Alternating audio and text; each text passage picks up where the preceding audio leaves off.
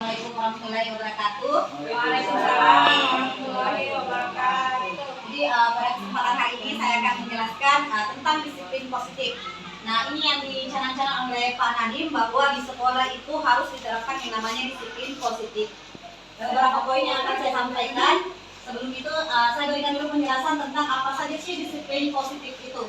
Jadi disiplin positif itu pendisiplinan tanpa kekerasan dan tanpa ancaman yang dalam prakteknya itu melibatkan komunikasi tentang perilaku yang efektif antara guru dan peserta didik. Jadi untuk mendisiplinkan anak-anak itu sudah tidak menggunakan kekerasan atau ancaman, tapi menggunakan pendekatan. Terus dalam penerapannya disiplin positif ini peserta didik diajarkan untuk memahami konsekuensi dari perilaku mereka. Jadi ketika mereka berbuat salah, kita mengajarkan tentang apa yang akan mereka dapatkan dari perbuatan salah tersebut.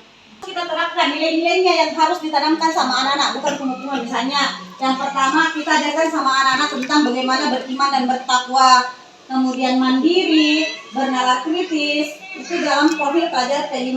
Motivasi untuk melakukan sesuatu, gitu pun peserta didik.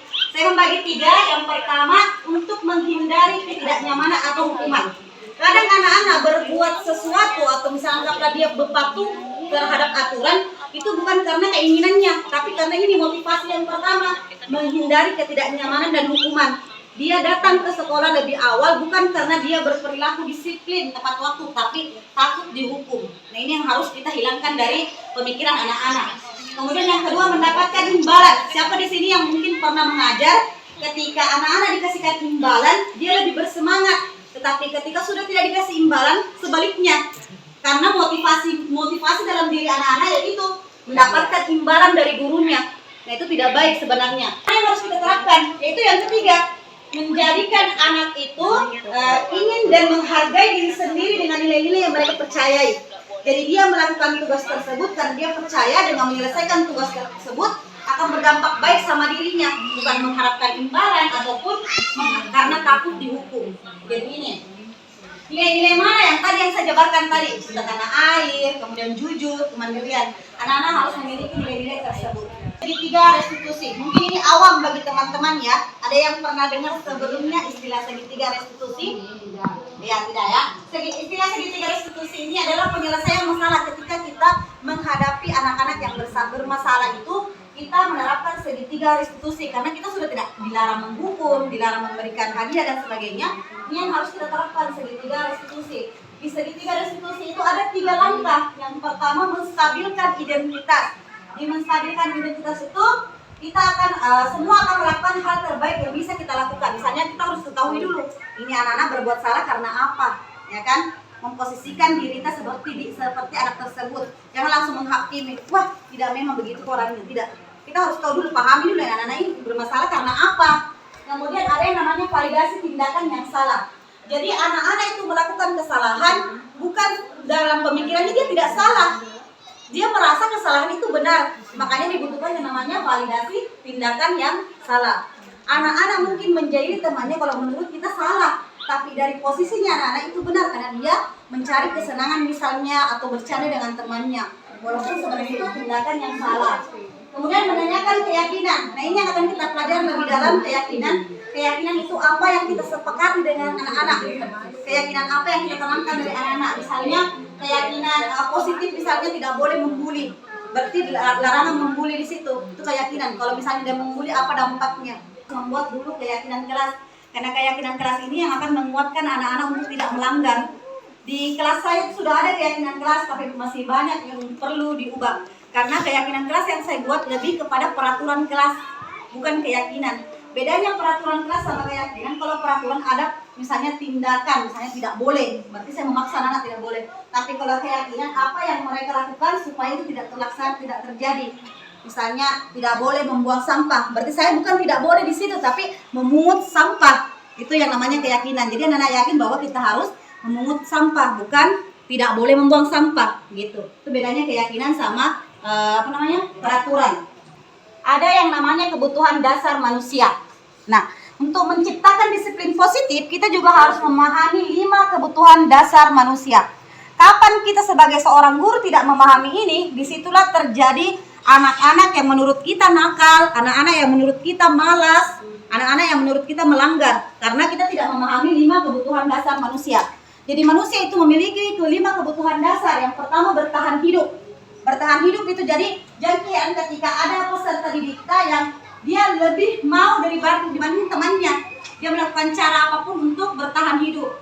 Anggaplah misalnya kalau kita sedang makan, ada makanan, pasti ya kalau kelaparan harus berusaha untuk ambil makanan itu.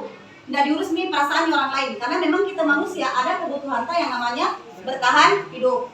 Kemudian ada yang namanya kasih dan sayang. Anak-anak kan kadang cari perhatian dengan cara nakal, sebenarnya dia ingin diperhatikan, diberi kasih sayang. Mungkin kita guru ada yang terlewatkan dari peserta didik kita. Kita fokus di anak A atau B, C, kita lupa E, F, G. Padahal dia butuh juga dibelai, dikasih sayang, misalnya ditanya apa dikerjain hari, apa saja yang disuka gitu. Jadi anak-anak itu butuh rasa kasih sayang. Jangankan anak-anak, kita juga sebagai seorang guru sangat membutuhkan yang namanya kasih sayang dan rasa diterima. Kemudian ada yang namanya kebebasan. Anak-anak ingin bebas.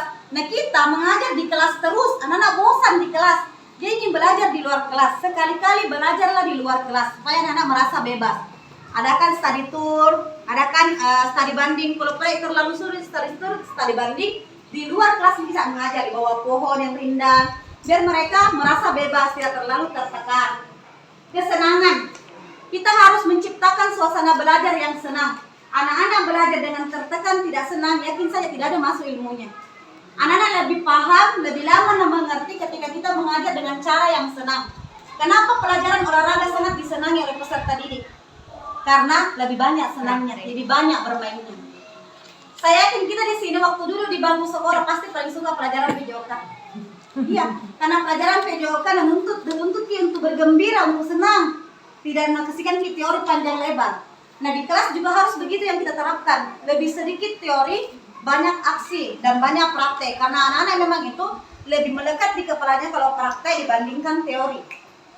Kalau kita menjelaskan nilai-nilai Pancasila, hanya misalnya nilai-nilai Pancasila ini gotong royong dan sebagainya, anak-anak akan tahu, oh, tapi ketika kita turun langsung, anak-anak, ini kegiatan yang kita lakukan ini bawa sumbangan ke misalnya kemarin kita CIPI, salah satu bentuk nilai dari Pancasila, namanya tolong menolong, ya kan? Itu anak, oh ini nih aplikasinya. Itu yang harus kita berikan sama anak-anak. Jadi nggak usah berpanjang lebar berteori di kelas, tapi bagaimana menanamkan betul dari anak-anak. Anak-anak butuh yang itu. Itu nih yang dia katakan kesenangan. Penguasaan, bagaimana dia menguasai dirinya. Itu akan kita kaji. Kita sebagai guru berada di mana ini? Dalam menciptakan budaya positif. Apakah kita sebagai penghukum, sebagai pembuat rasa bersalah, sebagai teman, pemantau, atau manajer? Kira-kira coba ibu bapak guru dilihat baik-baik, direnungkan. Kira-kira saya berada di posisi mana sekarang?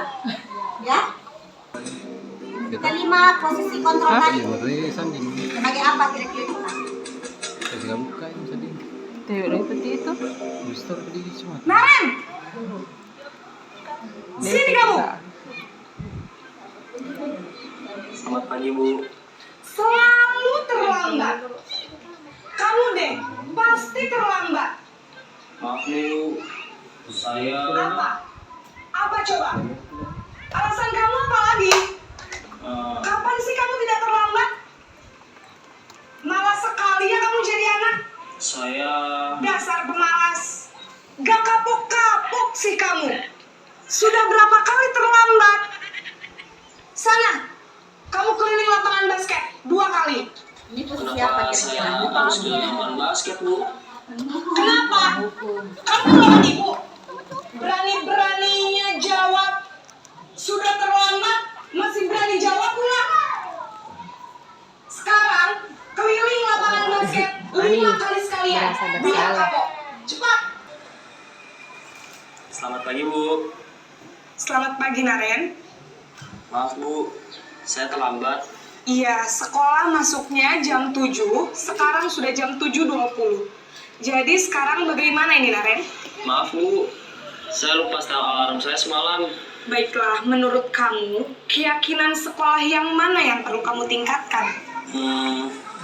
Menghargai diri sendiri dan orang lain mungkin, ya, Bu. Setuju. Jadi, apakah Naren meyakini prinsip saling menghormati tersebut? Iya, Bu. Saya meyakininya.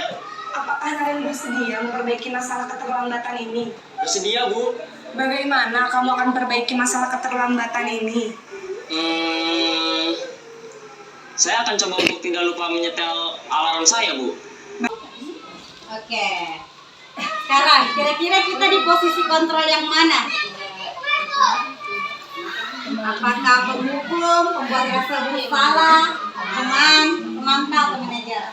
Dari kelima posisi kontrol itu menurut kalian yang mana yang lebih bagus atau efektif digunakan di kelas pada saat ada nanya belajar? Yang mana? Manajer ya.